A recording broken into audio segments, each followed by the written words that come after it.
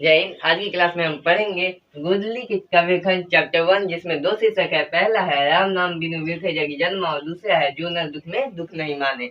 तो चलिए शुरू करते हैं आज की क्लास, जो आपके और आपके ज्ञान के लिए ध्वस्त होने वाली है। तो सबसे पहले हम जान लेते हैं इन दोनों के लेखक कौन है। तो इन दोनों शीर्षक के लेखक है गुरु नानक। कौन है इन दोनों शीर्षक के लेखक?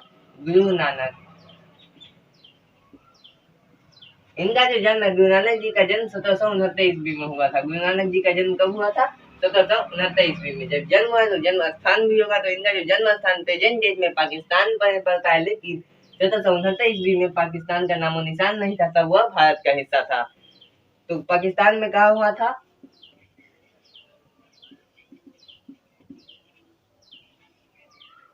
आज के डेट में पाकिस्तान में लाहौर के तिलवंडी में पड़ता है। कहाँ पड़ता है? पाकिस्तान के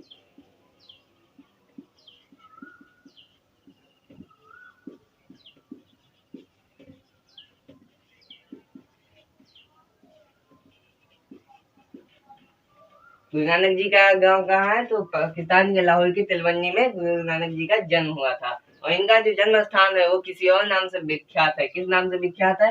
तो नानकाना साहिब।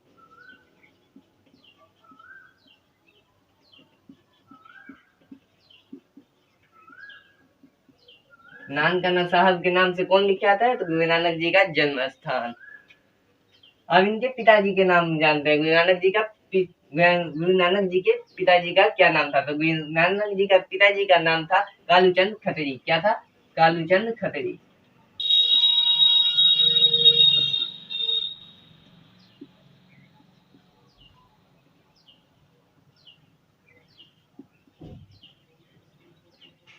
कालूचंद खत्री किसके पिताजी थे? तो गुरु नानक जी के पिता थे। अब गुरु नानक जी की माता जी के बारे में जानते हैं। तो गुरु नानक जी की जो माता थी उनका नाम था तृप्ता। क्या था? तृप्ता। अब उनके माता पिता का नाम जान लिए हैं, तो आप जानते हैं उनकी पत्नी का नाम। तो उनकी पत्नी का नाम था सुलक्षणी। क्या नाम था? सुलक्षणी।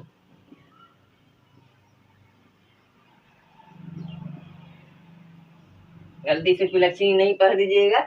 इनकी पत्नी का क्या नाम था? सुलक्षणी नाम था। क्या नाम था? सुलक्षणी नाम था। अब इनकी भाषा के बारे में जानते हैं।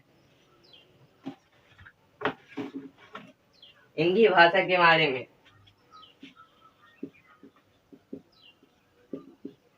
कौन सी भाषा? तो गुरु नानक जी कौन कौन सी भाषा में अपनी कविताएं लिखा करते थे? तो हिंदी, पहली तो हो गई हिंदी, उसके बाद पंजाबी, क्योंकि ये पंजाब से थे, और फिर खड़ी बोली।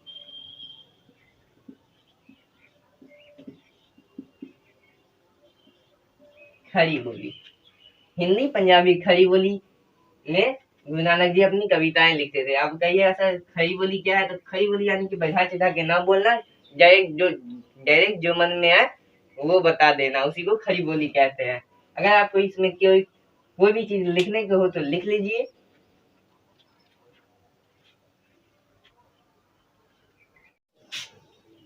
अब जानेंगे इनके कार्यों के बारे में। इनके जो सबसे पहले कार्य है वो है सिख धर्म का प्रवर्तन। सिख धर्म का प्रवर्तन किसे किया था? तो गुरु नानक जी ने।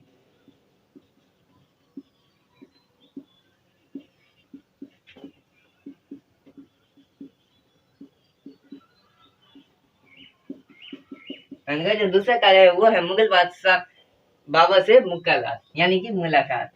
किनसे? तो मुगल बादशाह।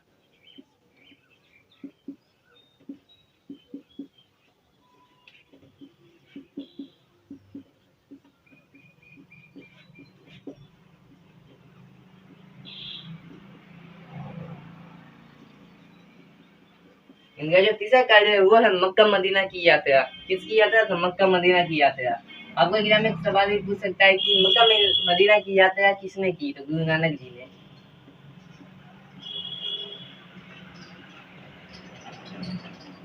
यात्रा। अब आपका जो चौथा कार्य है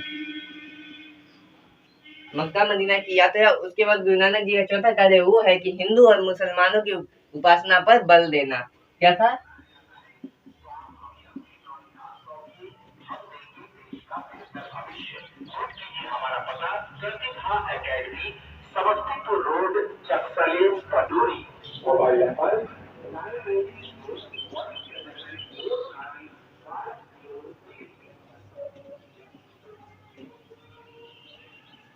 हिंदू और मुसलमानों की उपासना पर बल किसने दिया था? तो गुरु नानक जी ने। इनका जो 5वां कार्य है वो है कि यह निर्गुण भक्ति धारा के बहुत बड़े कवि थे। क्या थे? निर्गुण भक्ति धारा के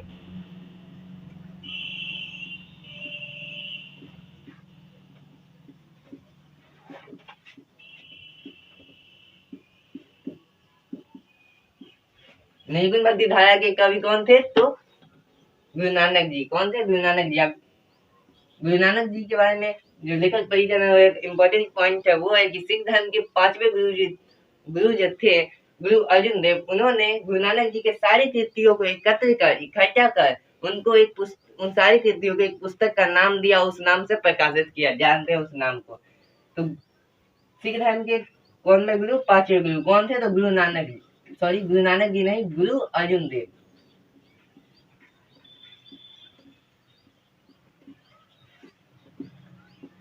गुरु अर्जुन देव सिख धर्म के 5वें गुरु थे।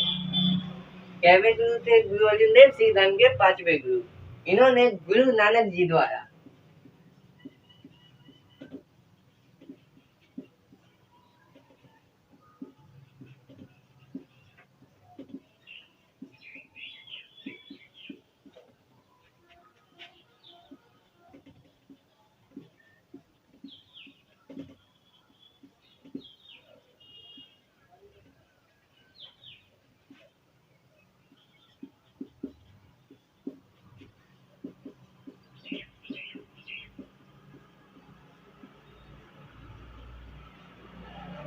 गुरु अर्जुन देव ने गुरु नानक जी द्वारा लिखी गई सारी कृतियों के एकत्र कर एक पुस्तक का नाम दिया। वो पुस्तक का नाम है गुरु ग्रंथ साहिब, जो कि सिख धर्म के होली बुक से भी के नाम से भी विख्यात है। कौन सा?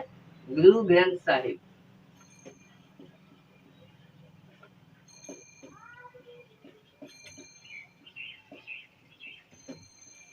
गुरु ग्रंथ साहिब के नाम से विख्यात है।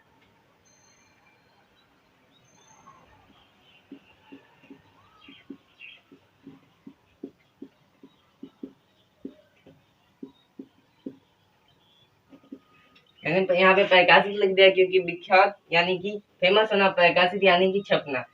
गुरु अर्जुन देव ने गुरु नानक जी द्वारा लिखी गई सारी कृतियों को एकत्र कर उन्हें एक पुस्तक बनाया जिसका नाम था गुरु ग्रंथ साहिब। उस नाम से प्रकाशित किया था और तभी से गुरु ग्रंथ साहिब सिख धर्म का होली बुक भी है।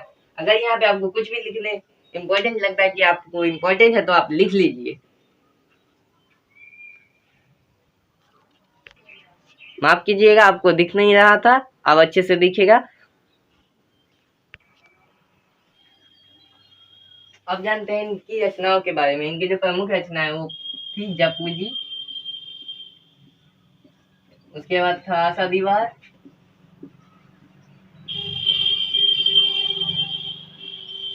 जपू जी, आशा दीवार और है रही रात। क्या है? रही रात। और एक और है इनके प्रमुख रचनाओं में से वो है सोहिला। क्या है? सोहिला। इनकी प्रमुख रचनाएं कौन है? तो जपू जी, आशा दीवार, रही रात और सोहिला। अब जानते हैं इनकी मृत्यु के बारे में। इनकी जो मृत्यु है वो कब हुई थी? तो इनकी जो मृत्यु है वो 1539 ईस्वी में हुई थी। कब हुई थी? 1539 ईस्वी में।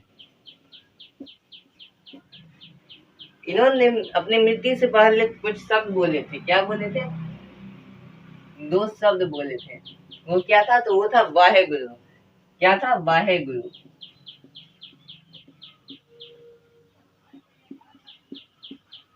वाहेगुरु।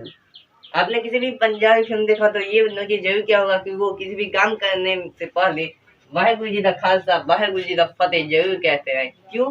क्योंकि वाहेगुरु जी के मन जब गुरु नानक जी की मृत्यु हुई थी तब उन्होंने वाहेगुरु जी का नाम लिया था, इसलिए। अब हम पढ़ेंगे शीर्षक कौन सा है? राम नाम बिनु बीते जगी जन्मा में जो भी लिखा हुआ है उसके बारे में पढ़ते हैं। सबसे पहला लाइन है, राम नाम बिनु बीते जगी जन्मा, यानी राम नाम के बिना इस जग में जन्म लेना व्यर्थ है। क्या? व्यर्थ है। फिर कहता है, भिखु खावे भिखु बोले बिनु नामे निकुल मति भ्रमना, यानी बिना बोले विष का पान करता है और भगवान राम का गुणगान किए बिना धरती पर फंस कर, इस धरती के माया रूपी संसार में फंस कर इधर उधर भ्रमण करता रहता है, भटकता हुआ मर जाता है। फिर तीसरा लाइन कहता है पुस्तक पाठ व्याख्यान बखाने संध्या कर्म निकाल करे, यानी शास्त्र पुराण की चर्चा करता रहता है, शास्त्र पुराण की बातें करता रहता है और सुबह शाम दोपहर बस पूजा पाठ में लगा रहता है। फिर कहता है बिनु गुरु शब्द मुक्ति कहाँ प्राणी राम राम बिनु अरुचि मरे, यानी गुरु शब्द यहाँ पे भगवान के लिए प्रयोग किया गया है। बिना भगवान की भक्ति किए बिना मुक्ति नहीं मिल सकती। प्राणी राम नाम के भक्ति किए बिना, राम नाम का नाम लिए बिना इस धरती पर उलझ कर इस माया रूपी संसार में उलझ कर रह जाता है। आगे बढ़ते हैं दंत कमंडल शिखा सूद धोती तीरथ गमनु अति भ्रमण करे, यानी दंत कमंडल जो है डंडा और कमंडल और वस्त्र में गेरुआ वस्त्र धारण किए तीरथ घूमने जाता है। क्या कहते हैं? तीरथ घूमने जाता है। और फिर कहते हैं राम नाम बिनु शांति ना आवे, बिना राम नाम यानी कि बिना राम का नाम लिए बिना राम की भक्ति किए बिना शांति नहीं आ सकती, शांति नहीं मिल सकती। जब भी हरिहर नाम सुपारी करे, यानी कि भगवान का नाम जब के यानी भगवान का नाम ले लेकर उनकी शरण में चले जाना। यहाँ जो पारी पैरे है यानी कि उनके शरण में चले जाना, भगवान के शरण में चले जाना। अब आगे बढ़ते हैं जटा मुकुट तन भस्म लगाई भस्म छोड़ी तन मग्न बहया, यानी जटा को मुकुट जैसे पहनकर, क्या कहता है, जटा को मुकुट जैसे पहनकर अपने तन पे यानी अपने शरीर पर भस्म भभूत राख मल कर, यहाँ पे शंकर जी की बात नहीं हो रही है, इंसान की बात हो रही है। क्या कहता है? तन पर भस्म भभूत और राख लगाकर, मतलब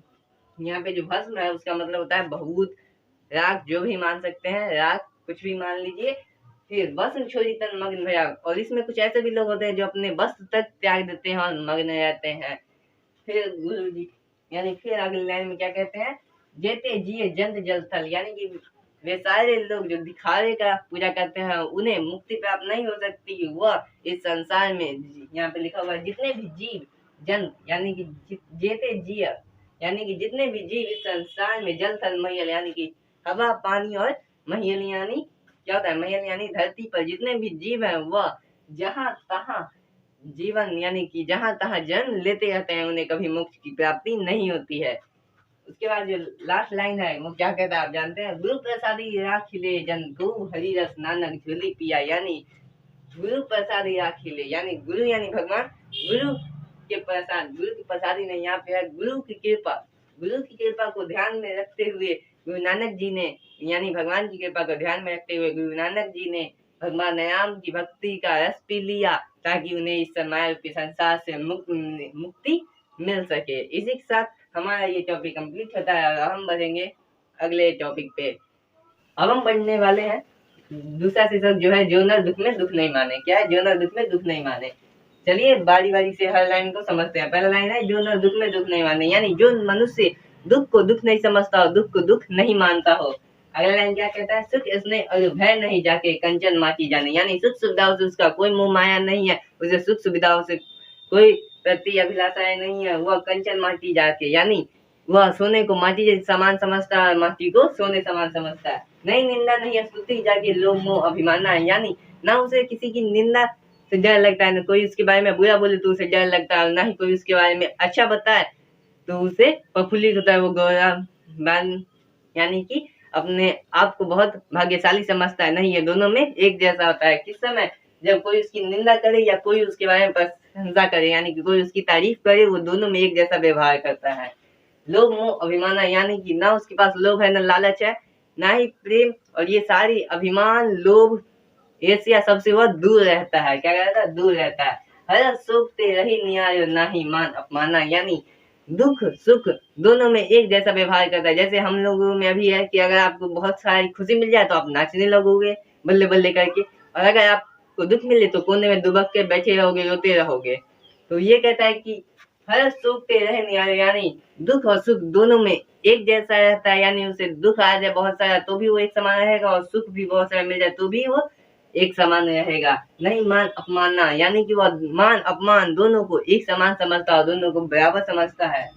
आशा मनसा सकल त्यागी के जगते रहे निराशा, यानी अपनी सारी अभिलाषाओं को, अपनी सारी आशा और अभिलाषाओं को त्याग कर इस संसार की चमक धमक से दूर रहता है। क्या कहता है? इस संसार की चमक धमक से दूर रहता है। काम क्रोध जेहि पर से नाहिं तेहि घट ब्रह्म निवासा, यानी जिसने काम क्रोध पर अपना बस पा लिया, क्या किया, काम क्रोध पर अपना बस पा लिया, उसके हृदय में, उसके घर में भगवान ब्रह्मा का निवास होता है। कौन से भगवान का निवास होता है? तो भगवान ब्रह्मा का निवास होता है। गुरु कृपा जेहि नर पे किन्हीं तिन्हीं यह जुक्ति पिछानी, थोड़ी कठिन लाइन है। गुरु कृपा जेहि नर, यानी गुरु यानी भगवान, भगवान की कृपा जिस मनुष्य पे होती है वह मुक्ति पा लेता है और मोक्ष को प्राप्त कर लेता है। उसके लास्ट लाइन क्या कहता है आप जानते हैं? नानक लीन भयो गोविंद सो जयो पानी संग पानी, यानी गुरु नानक जी मुक्ति पाने के लिए भगवान की चिंतन में खोए रहते हैं, भगवान की चिंतन करते रहते हैं, भगवान की भक्ति करते रहते हैं। गोविंद यहाँ पे भगवान कृष्ण का नाम है। गोविंद सो जय पानी संग पानी, यानी उन्हें मुक्ति पाने के लिए वो अपने आत्मा को परमात्मा से विलीन करना चाहते हैं, लीन करना चाहते हैं। कैसे? तो पानी संग पानी, जैसे कि पानी को अगर पानी से मिला दिया जाए तो हम उसमें दो पानी है ये नहीं बता सकते, वो एक जैसा होता है। वैसे ही वह पानी जैसे आत्मा परमात्मा में विलीन हो जाएगा और वह एकाकार हो जाएंगे, उन्हें मोक्ष प्राप्त हो जाएगा। इसी के साथ हमारा पहला चैप्टर कंप्लीट होता है और हमारा ये वन शॉट वीडियो था और वन शॉट वीडियो पूरा कंप्लीट हो गया। तो चलिए फिर मिलेंगे अगले एपिसोड में, तब तक के लिए जय हिंद, जय भारत।